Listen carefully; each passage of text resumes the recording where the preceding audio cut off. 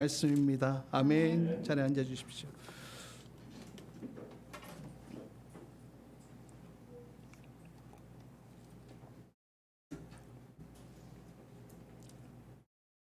할렐루야. 기쁜 주일 또 주님 앞에 예배 자리로 나오신 여러분들을 사랑하며 축복합니다. 오늘 말씀에 앞서서 지난주에 우리가 나누었던 말씀들, 인생의 갇힌 문들을 열기 위해서 우리가 기도해야 한다고 말씀을 나누었습니다. 여러분 지난 한 주간 더욱더 기도의 자리로 나아가셨습니까? 대답이 시원찮으세요. 네. 내 속에 기도 제목이 있으면 부끄러워하지 말고 교회가 같이 함께 기도할 수 있도록 요청하라고 이렇게 말씀을 드렸죠. 그래서 지난주에 또 어떤 성도님은 또 자신의 기도 제목을 또 보내주시고 또 기도 요청도 해주셨어요. 또 함께 기도할 수 있어서 얼마나 감사한지 모릅니다. 또 오늘 수아자매님 코로나 확진되어서 참석을 못한다고 어제 연락이 왔는데요. 지금 이제 온라인으로 예배를 참석하고 있을 텐데 또 온 교회가 또 수아자매님의 건강을 위해서 또 이번 한 주간 같이 함께 우리가 기도할 것입니다. 아멘. 또 학원 운영하는 데 있어서 어려움 당하지 않도록 선생님이 확진되었으니까 참 어려운 일이잖아요. 그래서 몸뿐만 아니라 마음도 얼마나 아프겠어요. 그래서 그 경영하는 일에도 하나님의 선하심이 있기를 위해서 우리가 같이 함께 기도합시다. 또 두 번째로 나누었던 것은 포기하지 말고 우리가 기도하자고 말씀을 드렸어요. 내가 절망하는 그때가 곧 하나님이 일하시는 때다라고 말씀드렸죠. 또 내가 포기하려는 그 순간이 하나님이 역사하시는 순간이라고 말씀드렸습니다. 아멘. 우리가 이 사실을 기억하며 하나님을 바라보며 소망의 끈을 놓지 않고 기도하자 이렇게 말씀드렸죠. 또 마지막으로 여러분 기도는 언제까지 해야 된다고요? 응답 받을 때까지. 할렐루야. 그래서 응답 받을 때까지, 그래서 기도하는 자가 끝까지 응답 받을 때까지 기도할 때에 기도하는 자는 무엇을 맛보게 될 것이다? 바로 기적을 맛보게 될 것이다. 할렐루야. 그래서 나를 가두어 놓고 있던 그런 인생의 문제들, 모든 그런 인생 환경들이 하나씩 벗겨지며 또 우리의 인생들이 갇힌 문들을 활짝 열게 되어지는 그런 역사들이 일어나게 될 것이다. 이렇게 지난주에 말씀을 드렸는데요. 여러분 이 사실을 믿으십니까? 믿으세요? 믿는 자에게 그대로 될지어다. 아멘, 아멘, 아멘. 지난주에 말씀 이어서 오늘 말씀에도 이 기도에 대한 내용을 조금 더 다루면서 우리의 인생의 문제뿐만 아니라 또 우리가 지난주 수요 기도 제목에 중보기도에 함께 나누었던 내용이기도 하듯이 이 코로나 이후에 교회들이, 대부분의 많은 교회들이 침체기를 벗어나지 못한다, 이런 통계들을 접하게 되었습니다. 이 거리두기가 완전히 해제가 되어졌잖아요. 그래서 코로나 이전에 비해서 지금 얼마나 회복되어졌느냐, 예배 회복에 대해서 얘기를 했을 때에 작년들은 74% 정도 수준에 그치고, 근데 더 심각한 것은 교회 학교가 43%, 그러니까 절반도 미치지 않는, 10명이면 4명밖에는 회복이 안 되어지는 이런 상황들. 근데 여러분 또 기도 제목에 그럼에도 불구하고 놀라운 사실이 있었죠. 이렇게 예배의 참석률이 저조하고 심각한 회복률을 가지고 있지만 그 설문자 중에 3분의 2 이상은 이 영적인 갈급함을 느끼고 있다고 말이죠. 그래서 약해진 공동체성과 또 영성을 회복할 수 있는 그런 요소들이 이때 필요하지 않겠냐, 이런 제안들을 하기도 하고 또 같이 함께 기도하기도 했습니다. 코로나 기간을 겪으면서 참 편해진 신앙생활을 하게 되어진 것 같습니다. 그래서 몸이 그 편안한 생활에 익숙하게 되어져서 몸이 잘 안 움직이는 것 같아요. 그럼에도 불구하고 우리의 영은요 알고 있습니다. 갈급하다는 사실을요. 이 영의 갈급함을 느끼고 있다는 것. 그렇다면 이러한 상황들을 어떻게 극복할 수 있을까요? 또 다시금 어떻게 이 부흥의 때를 다시 경험하게 되어질까요? 오늘 말씀 가운데 우리가 함께 살펴보기를 원하는데요. 우리 예루살렘 교회의 지금의 현실을 보세요. 이 헤롯 왕이 예루살렘 교회를 핍박하기 시작하죠. 그래서 교회 지도자 야고보를 죽입니다. 그리고 이어서 또 최고의 지도자였던 베드로 사도 역시 감옥에 붙잡아두고 몸에는 쇠사슬로 묶어놓고 이제 죽을 날을 앞두고 있었습니다. 이런 핍박의 사건들, 심각한 핍박의 사건들로 인해 예루살렘 교회의 침체, 깊은 침체 가운데 빠진 듯 보여집니다. 하지만 오늘 말씀의 마지막에는 24절 말씀 보세요. 하나님의 말씀이 점점 널리 퍼졌고 믿는 사람이 많아졌다. 이런 상황 속에서도 하나님의 역사하심으로 예루살렘 교회를 포함해서 안디옥 교회 안에 새로운 힘을 받게 되어지고 놀라운 부흥의 때를 다시금 맞이하게 되어진다. 이렇게 고백하고 있습니다. 이렇게 침체 가운데 빠질 수밖에 없었던 초대교회 안에 새롭게 부흥할 수 있었던 이유가 무엇이었을까요?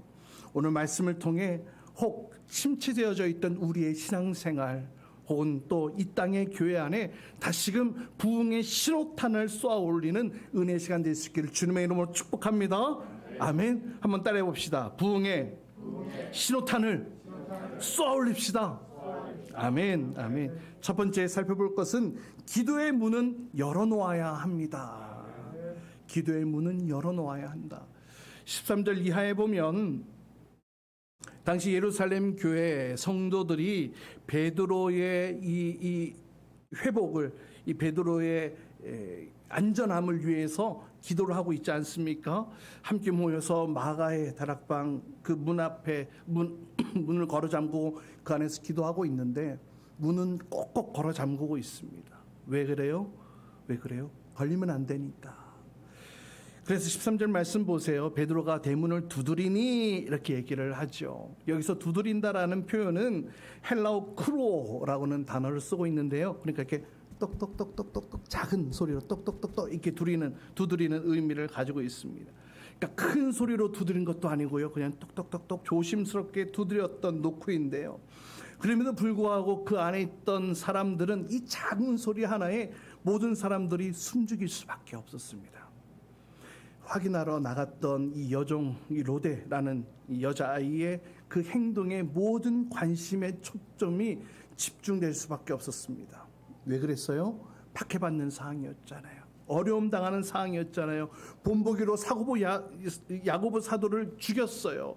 또 베드로마저 감옥에 갇혀 있는 상황이었습니다. 이제 그들도 자칫 잡히게 되어지는 순간 감옥행위요 죽음을 맞이할 수밖에 없는 그런 처절한 상황에 놓여져 있던 것이 사실이었기 때문에 이 노크 소리가 혹은 이 헤롯 왕이 자신들을 잡아가기 위해 군사들이 보낸 군사들의 노크는 아닌가. 그래서 모든 기도를 멈추고 그 여종 로데의 행동을 숨죽여서 집중할 수밖에 없었던 것입니다. 이렇게 그들은요 모여있는 그 상황을 들키는 것을 원치 않았기에 모든 문을 걸어 잠그었어요. 자신들이 기도하는 모습이 외부에 노출되지 않기 위해서 모든 문을 걸어 잠그었던 것입니다. 만약 이런 사실이 드러나게 되어지는 순간 그것은 죽음을 의미하기 때문에 모든 문을 걸어 잠그었어요. 꼭꼭 걸어 잠그었어요. 그런데 여러분 보세요. 정말 중요한 것은 바로 이것이에요. 이들이 비록 대문은 꼭꼭 걸어 닫아놓았던 것은 사실이지만 하늘 향해 부르짖는 기도의 문은 닫지 않았다는 것입니다. 할렐루야. 기도의 문은 활짝 열어놓고 있었어요. 바로 이것이 부흥의 비결인 줄 믿습니다. 놀라운 능력이 바로 여기에 있어요. 여러분 엘리야를 보세요. 엘리야는요 이 선지자 가운데 세상과 담을 쌓고 또 사람들과 담을 쌓고 그래서 엘리야가 주로 활동했던 지역들은 산, 강, 광야 이런 곳에서 주로 활동했던 선지자로 유명합니다. 우리가 지난주에도 살펴보았지만은요, 이 엘리야 선지자에 대해서 야고보서는 이렇게 얘기를 합니다. 우리 같이 함께 야고보서 5장 17절 18절 말씀 함께 읽습니다. 시작. 엘리야는 우리와 같은 본성을 가진 사람이었지만 비가 오지 않도록 해달라고 간절히 기도하니 3년 6개월 동안이나 땅에 비가 내리지 않았으며 다시 기도하니 하늘이 비를 내리고 땅은 그 열매를 맺었습니다. 그렇게 세상과 담을 쌓고 사람과 담을 쌓았던 엘리야였지만 보세요. 그가 기도할 때 3년 6개월 동안 비가 내리지 않고 또 다시 기도하니 하늘에서 비가 내렸다고 기록하고 있죠. 그 세상과는 담을 쌓았을지를 몰라도 하늘을 향한 담은 없었어요. 하늘 문을 활짝 열고 기도의 문을 활짝 열고 있었던 이 엘리야 선지자를 보게 됩니다. 그때에 바로 그 능력이 기도를 통해서 나타나게 되었던 것이죠. 사랑하는 여러분, 때로는 우리가 여러 가지 겪는 상황들로 인하여서 때로는 우리가 동굴에 들어갈 때도 있고, 일이 잘 풀리지 않는 답답한 상황 속에서 세상과 담을 쌓고 문을 꼭꼭 걸어 잠그는 그런 때도 있을지 모르겠어요. 좋습니다. 갇히든 골방에 있든 상관없습니다. 때로는 회복을 위해서 또 그렇게 동굴로 들어가 있는 시간도 필요하기도 하거든요. 그러나 여러분, 그럼에도 불구하고 닫지 말아야 될 문이 있습니다. 바로 그것은 무슨 문? 기도의 문. 하늘을 향한 기도의 문은 닫지 말아야 할 줄 믿습니다. 하나님을 향한 이 소통의 문은 결코 닫지 말아야 돼요. 열어놓아야 합니다. 다른 문들은 다 닫아놓았다 하더라도 이 기도의 문만은 열어놓았을 때에 그때 예루살렘 교회 초대교회는 놀라운 부흥이 다시금 시작되어진 줄 믿습니다. 이렇게 성도들이 하늘 문을 활짝 열어놓고 기도의 문을 활짝 열고 기도했어요. 참 좋습니다. 기도한 것까지는 좋아요. 근데 말씀을 조금 더 깊이 살펴보면은요, 더 필요한 요소가 있더라고요. 그래서 두 번째는 한번 때려봅시다. 응답에 대한 확신이 있어야 합니다. 네, 기도하는 것 좋습니다. 기도의 문을 활짝 열어놓은 것 좋아요. 그런데 거기에 이것이 필요합니다. 응답에 대한 확신이 말이죠. 이 베드로, 하나님의 전능의 능력으로 그 감옥문이 철컥철컥 열려지고 그 모든 쇠사슬로부터 자유함을 받고 성도들이 함께 모여있는 그 대문 앞에 다다랐어요. 그리고 그 문을 두드렸죠. 그 문을 두드렸습니다. 앞서 살펴본 13절에 그렇게 나와 있죠. 그때 로데라는 여자아이가 달려가서 대문을 두드리는 그 베드로의 음성을 듣게 되어집니다. 그런데 너무나 놀란 나머지 빨리 들어오도록 문을 열어줘야 되잖아요. 도망쳐 나온 사람이잖아요. 근데 너무나 놀란 나머지 다시금 돌아가서 성도들을 향하여서 베드로 선생님이 왔습니다. 베드로 사도가 왔습니다라고 얘기를 하는 거예요. 그런데 보세요. 성도들의 반응이 굉장히 뜻밖의 반응을 보입니다. 15절 말씀 우리 같이 함께 읽어봅니다. 15절입니다. 시작. 사람들이 여종에게 내가 미쳤구나 하고 말하자 여종은 참말이라고 우겼다. 그러자 그들은 베드로의 천사일 거야 하고 말하였다. 여러분들, 베드로 선생님이 오셨어요. 그 로데 여종의 말을 믿지를 않아요. 지금 이 성도들은 무엇을 위해서 지금껏 기도하고 있었습니까? 이 베드로의 석방을 위해서 기도했던 사람들 아닙니까? 그냥 기도했던 것 아니에요. 억지로 끌려와가지고 기도 자리에 앉아 있었던 것 아니에요. 밤새도록 이 문제를 놓고 기도했던 사람들이에요. 간절하게 기도했던 자들이에요. 5절 말씀 보세요. 이렇게 되어서 베드로가 감옥에 갇히고 교회는 그를 위하여 하나님께 간절히 기도했다.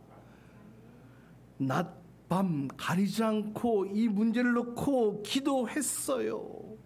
그날 밤만 기도했던 것이 아닙니다. 베드로가 옥에 갇히는 그때부터 온 성도들이 함께 기도가 시작되어졌습니다. 그런데 정작 기도의 응답이 되어져서 베드로가 그들의 문 앞에 나왔을 때 그들은요, 믿지 않았어요. 믿지 않는 정도가 아니라 이렇게 얘기하고 있는 그 어린 여종 로데를 향하여서 야, 너 미쳤니? 무시했어요. 지금 이들의 기도의 태도를 보세요. 기도를 하면서도 베드로의 석방은 현실적으로 불가능한 거야 라는 생각에 갇혀 있었던 것 아닌가요? 영국의 소설가 웰스라는 그분의 단편 이야기, 대주교의 죽음이라는 그 단편 이야기 가운데에 이런 내용이 있어요. 이야기 속에 나오는 그 대주교가 날마다 습관처럼 이렇게 기도합니다. 오 전능하신 하나님 아버지, 오 전능하신 하나님 아버지. 그렇게 날마다 습관처럼 하나님 아버지를 부르면서 기도했습니다. 그러던 어느 날 하나님께서 그에게 음성을 들려주십니다. 이 대주교는 여느 때와 같이 오 살아계신 하나님 아버지, 하나님이 음성을 들려주시는 거예요. 오 그래 무슨 일이냐. 그랬더니 그 말을 들은 이 대주교가 심장마비 걸려 죽었다는 거.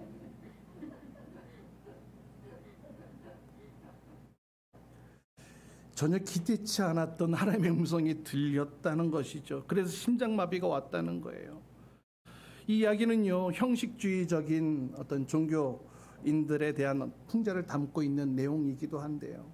동시에 기도하면서 기도 응답에 대한 확신을 갖지 못하는 성도들을 향한 어떤 날선 비판의 또 소리가 아닌가 생각되어집니다. 여러분, 우리 참 열심히 기도하지 않습니까? 기도 열심히 해요. 눈물을 뿌려가며 금식을 하며 또 몇 날 며칠 작정을 하며 기도합니다. 그런데 기도하면 뭐합니까? 정작 기도에 대한 확신이 없는데 말입니다. 여러분, 확신 없는 기도, 그러면 어떤 일이 일어나는지 아세요? 기도 응답에 대한 확신이 없으면요, 오늘 이 예루살렘 교회, 이 초대교회 성도들과 같이요, 설령 기도 응답이 되어졌어도 그것이 기도 응답이 되어진 줄을 알지 못하는 거예요. 그래서 감사할 줄 모르는 겁니다. 그래서 은혜를 모르는 거예요. 하나님의 역사하심이 나타났음에도 불구하고 그 역사를 경험하지 못하는 거예요. 그래요. 사실 기도하는 사람에게 모든 기도의 제목이 다 이루어질 것이라는 어떤 절대 확신이 없을 수도 있을 것입니다. 왜냐하면 우리는 불완전한 또 연약한 인간이잖아요. 기도하면서 의심 들 때 있을 수 있어요. 기도하면서도 응답에 대한 확신 없을 수도 있습니다. 그런데 보세요. 그렇게 믿음 좋고 또 복음의 열매가 맺혀지고 또 아름다운 하나님의 나라가 펼쳐져 가는 그 사역들을 했던 이 예루살렘 교회 성도들도 로데의 말 미친 사람 취급하지 않았어요. 그럴 수 있습니다. 그럴 수 있어요. 근데 여러분, 왜 이러한 일들이 벌어지는 걸까요? 왜 이러한 일들이 일어나는지 아세요? 그것은요, 기도하면서 자신의 현실에 냉혹한 이 현실에 눌려버린 거예요. 기도하면서도 불가능한 현실에 대해서 압도되어져 버렸던 것입니다. 하나님의 능력보다도 지금 내 앞에 펼쳐진 현실의 그 무게에 눌려버린 거예요. 근데 보세요.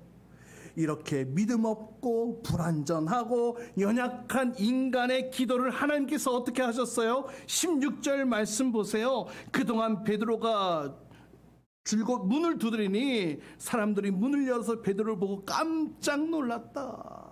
그 연약하고 믿음 없고 불완전한 그 인간의 기도를 하나님께서 어떻게 하셨어요? 들어주셨어요? 들어주셨어요. 잡혀가 곧 죽음의 형장으로 끌려갈 이 베드로를 그들의 눈앞에 시퍼렇게 살아있는 모습으로 보내주셨다는 것입니다. 하나님께서 기도를 들어주셨다. 응답해 주셨다. 불완전하고 연약하고 믿음이 없음에도 불구하고 말이죠. 바로 이것이 우리가 기도를 포기할 수 없는 이유 아니겠습니까?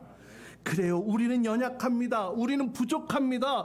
또 불가능한 현실 우리 앞에 여전히 존재하고 있습니다. 때로는 현실에 눌려서 압도되어져서 기도할 힘조차 없고 기도에도 불안할 때 있습니다. 그럼에도 불구하고 하나님 앞에 기도하는 자는 하나님께서 응답해 주시는 줄 믿습니다. 하늘문을 활짝 열어놓고 기도의 문을 활짝 열어놓고 그 앞에 나아가는 자 하나님의 응답을 경험케 하실 줄 믿습니다. 그래서 우리가 기도를 절대 포기해서는 안 되는 거예요. 놓쳐서는 안 되는 거예요. 기도에는 반드시 응답이 있습니다. 마크 홉킨스는 이런 말씀을 하셨어요. 우리의 기도와 하나님의 자비는 한 우물의 두레박과 같다. 하나가 올라가면 하나는 내려온다. 이렇게 얘기를 해요. 무슨 말씀인지 아시죠? 하나가 올라가는 순간 또 하나 내려온다는 거예요.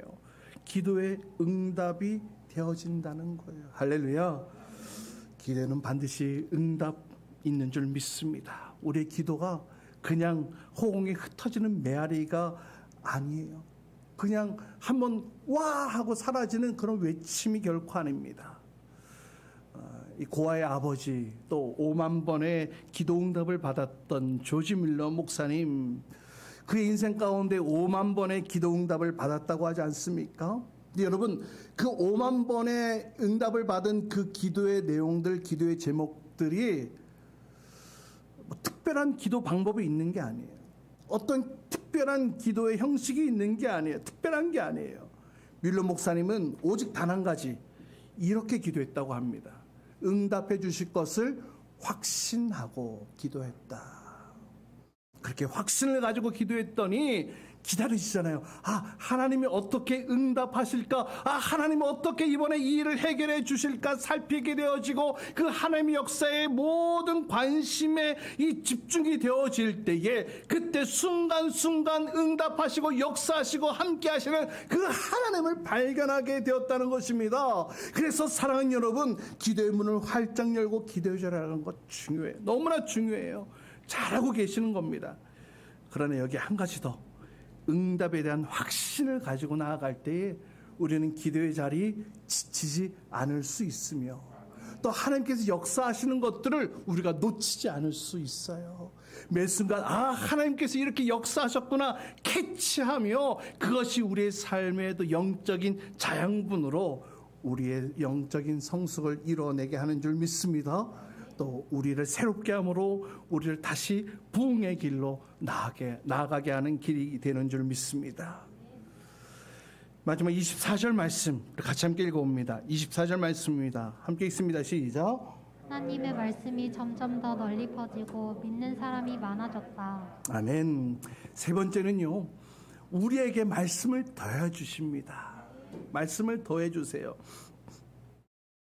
이제 24절 말씀을 보면 이제 헤롯이 죽음당한 이야기가 앞에 있지 않습니까? 헤롯이 죽음을 당하게 되어지고 또 하나님의 말씀을 더욱더 널리 퍼지게 되었다, 이렇게 기록하고 있는데요. 여기서 퍼졌다라는 것은 이 원어적 의미로 더해졌다, 이런 의미를 가지고 있습니다. 지금 위기 상황입니다. 예루살렘 초대교회의 초위기 상황이에요. 그런데 오늘 사도행전의 저자 누가는 이 위기 속에서 예루살렘 교회가 회복하고 부흥하는 것을 이 말씀의 역사로 보았다는 거예요. 말씀을 부어주셨다라는 겁니다.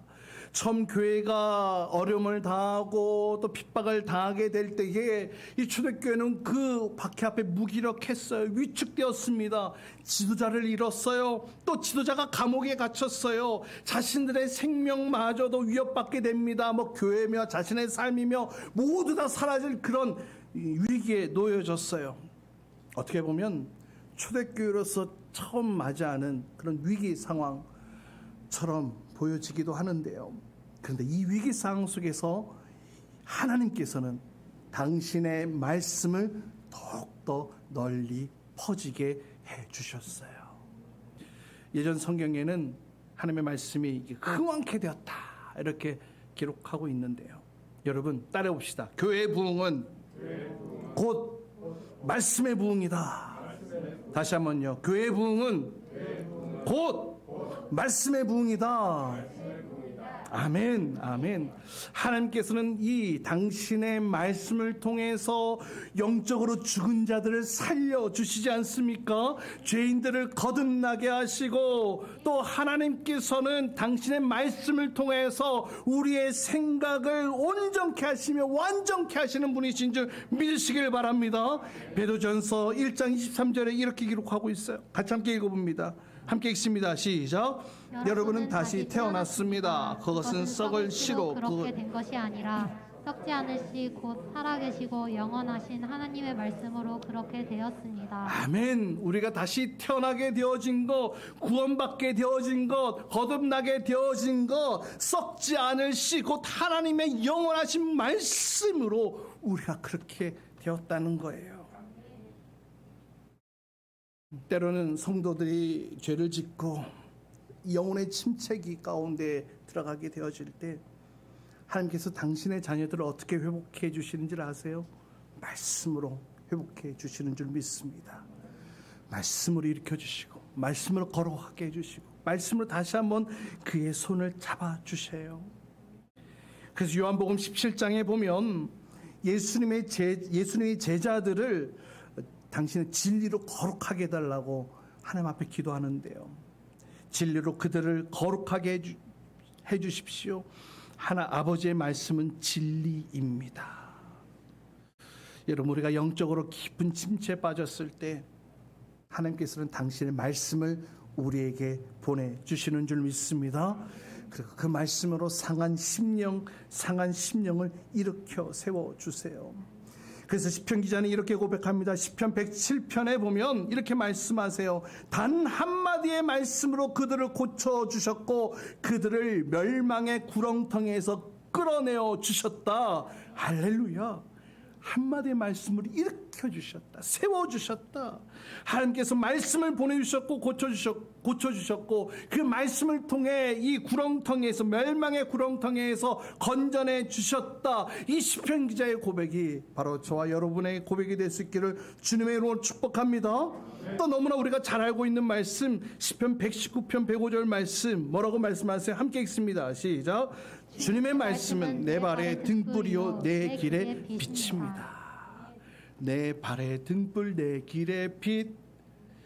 이렇게 하나님은 우리 영혼을 요람에서 이 천국까지, 우리의 인생, 우리의 생이 다하는 동안 당신의 말씀을 통해 우리를 보호해 주시고, 당신의 말씀을 통해 우리 영적인 필요를 채워주시고, 당신의 말씀을 통해 우리를 가장 선한 길로 인도하는 분이신 줄 믿습니다. 그뿐만 아닙니다. 또 시편 19편 말씀 보세요. 19편 7절 말씀 함께 읽습니다. 시작. 주님의 교훈은 완전하여서 사람에게 생기를 북돋워 주고 주님의 증거는 참되어서 어리석은 자를 깨우쳐 한 번 더 읽어볼까요? 주님의 교훈은 완전하여서 사람에게 생기를 북돋워 주고 주님의 증거는 참되어서 어리석은 자를 깨우쳐 준다. 아멘.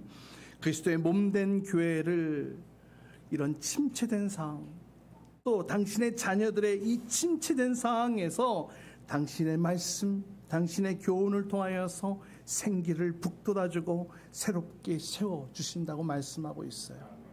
사랑하는 여러분, 하나님이 당신의 말씀을 통해서, 당신의 말씀을 왕성케 하심을 통해서 이 초대교회, 강력한 핍박으로 침체에 빠져있던 이 초대교회를 다시금 살리셨고 또 다시 부흥의 길로 이끌어 주셨다면, 오늘 우리 가운데에서도 코로나로 지속되어져 있는 시간 동안 우리의 침체되어져 있던 영혼들, 코로나에 지속되었던 시간들로 인하여서 침체되어 있던 이 땅의 교회들 가운데에도 하나님께서 당신의 말씀을 통해 다시금 새롭게 하시지 않으시겠습니까? 우리가 새로워지고 또 교회가 다시금 부흥케 되어지는 비결, 바로 이 하나님의 말씀에 왕성케 되어지는 가운데 있는 줄 믿습니다. 사랑하는 여러분, 우리의 신앙생활 한번 돌아보십시오. 여러분의 신앙생활 그동안에 이 코로나 기간을 겪어오면서 침체되어져 있던 상황들 혹시 겪고 있지는 않습니까? 주님 앞에 온전히 나아가지 못했고 또 신앙의 게으름 가운데 있었던 상황들 있지는 않았습니까?